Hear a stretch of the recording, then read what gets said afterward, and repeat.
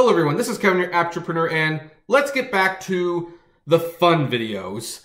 If you saw my last two videos, you knew they were a little bit more depressing. I got a little bit more emotional than used to. Some of you might not have even sat through the whole thing. So if you did, I thank you from the bottom of my heart, and if you commented nicely, I especially thank you. If you commented meanly or thought I was being a wimp, well, that's what, you can go screw yourselves.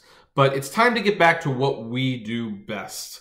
Talking about rideshare companies or food delivery companies. And once in a blue moon, like every 5 months at this rate, geez, I really have to change my game. We can talk about e-commerce. And you know what? People have been saying, hey, you know what, Kevin, we like the news. We like that you do it. But please, can you tell us how to make more money? And you know what? I have been meaning to get back on it. And so we're going to talk about a way you can make more money on Uber. Specifically, we are going to talk about what you can do to get Uber to pay you the difference back in the upfront pricing. Oh yeah, we're going to go there.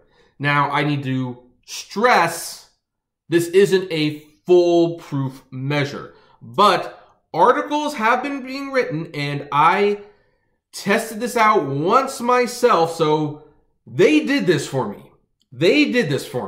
And so I feel pretty confident telling you that this is something that they will potentially do for you. But let's say you pick someone up and they're going a long distance. Or really, this could happen for anything. Absolutely anything. I would encourage only doing it for the long trips. If you're doing like a mile or two, don't bother. But but if you're going on a long trip, I recommend you do this. So here's what you're going to do. When you pick someone up and they want to go somewhere, you take them there. And you end the trip, you collect your money. Now, here's what you do later in the day.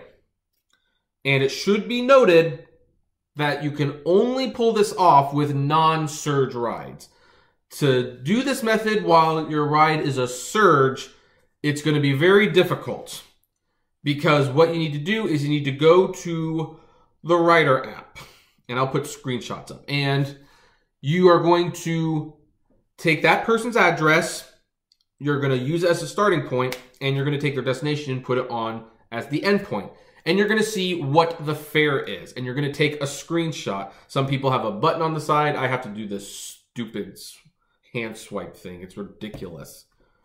And then you compare it to the money you got.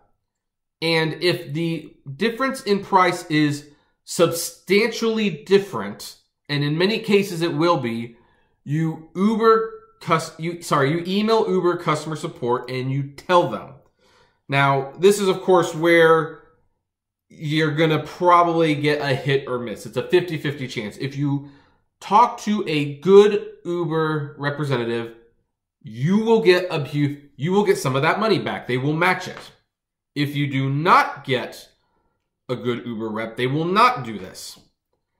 And here's the thing. I know Uber's official policy is they don't do this, but they have been doing it. They have been doing it for weeks now. And I don't know if it's because of the controversy surrounding the upfront pricing or the fact that publications are actually now starting to turn on Uber.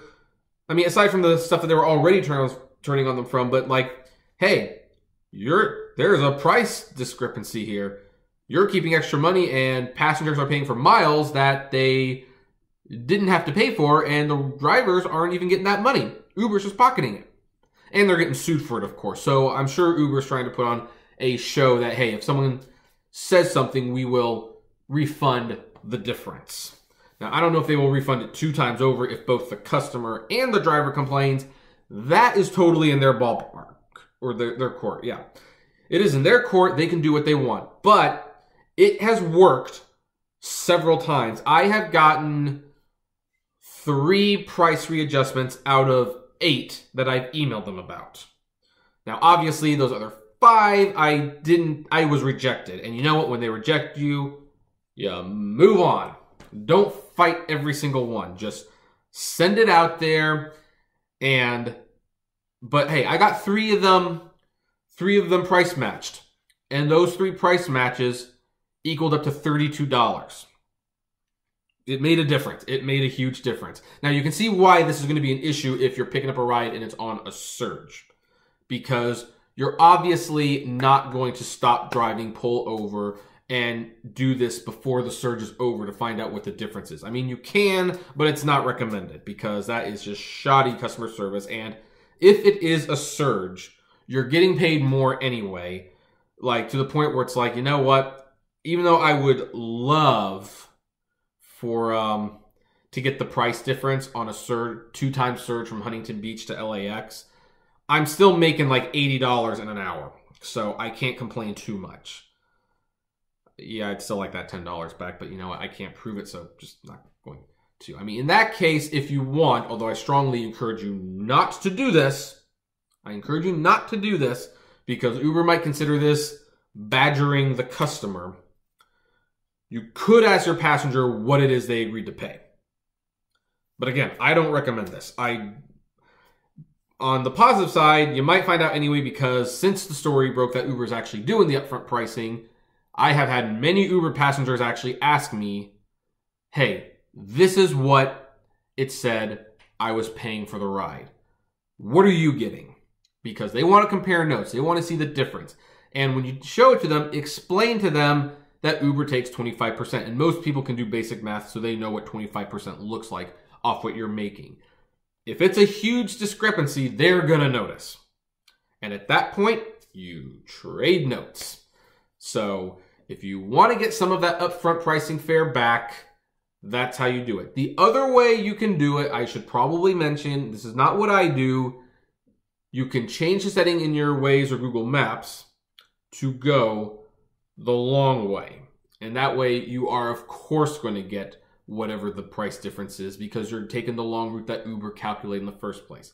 But this has 2 problems. The first being that the passengers might recognize that you're going the long way and aren't in the mood for it. And if they recognize, you've got to go the shorter way. They're still ultimately the boss. And the other problem is that Uber, of course, is phasing out Waze and Google Maps from their app, and they want you to use their own personal map, which I find to be so not helpful in gauging where things are. It's not even very helpful in getting me places, to be honest. Like, actually, when I'm going to like the airport or something, I just type it. I just open Google Waze and say, "Hey, take me to the airport," and because I don't want to deal with Uber's map system. But anyway, there's some advice. If you take a long trip, you know, go to the Rider app, put in their address and their destination, take a screenshot of what the ride is going to cost, and compare it to your fare and see if it's 25% or 40%.